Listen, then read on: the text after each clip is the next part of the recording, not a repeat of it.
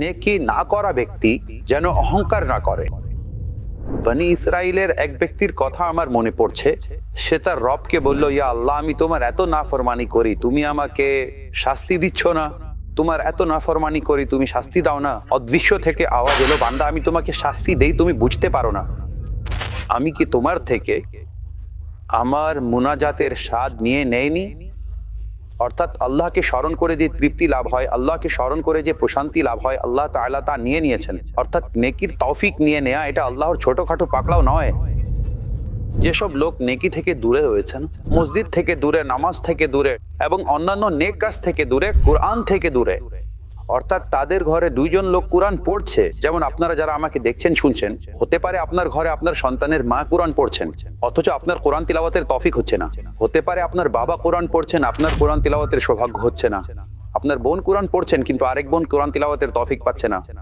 মনোযোগ দিন যে একই ঘর, একই ছাদ, আমিও এখানে, আমার ঘর একই, আমাদের সকল কাজকর্ম একই। সে কোরআন খুলছে, আমি খুলছি না। সে কোরআন পড়ছে, আমি পড়ছি না। সে তাহাজ্জুদের তৌফিক পেয়েছে, আমি পাইনি। এখন এই বিষয়গুলো নোটিস করার মতো, তাকে আল্লাহ পাক ইবাদতের তৌফিক দিয়েছেন, তার জন্য আল্লাহ পাক ইবাদতের দরজা খুলেছেন, তার জন্য আল্লাহ পাক ইবাদতকে সহজ করেছেন। হে মওলা, আমিও তোমার বান্দা, হে মওলা, আমিও তোমার বান্দি, আমি কেন করছি না? আমার জন্য খুলে দিন, আমার অন্তরেও নেকির আগ্রহ জাগ্রত করুন, আমাকেও ইবাদতের স্বাদ প্রদান করুন।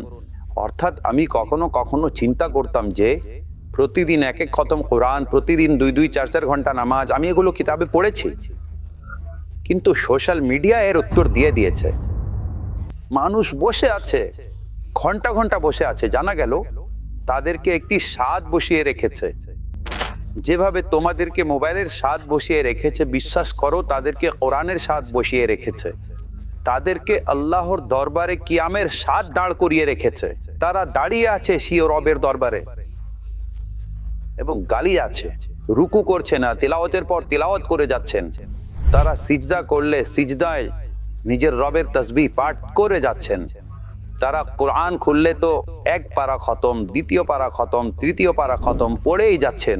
আপনি বলবেন এটা কিভাবে সম্ভব? তাই তারাও হয়তো অবাক হতেন যে এটি কিভাবে সম্ভব। ঘন্টার পর ঘন্টা বসে থাকে, 4-4 ঘন্টা, 5-5 ঘন্টা টিভির সামনে বসে আছে, 4-4, 5-5 ঘন্টা মোবাইল নিয়ে বসে আছে। এটা কিভাবে? এটা এভাবে, এটা এভাবে। তাদেরকে তাদের রবের মোহাব্বতের স্বাদ ইবাদতে ব্যস্ত রেখেছে আর তোমাদেরকে গুনাহের আকাঙ্ক্ষা ইবাদত থেকে দূর করে দিয়েছে।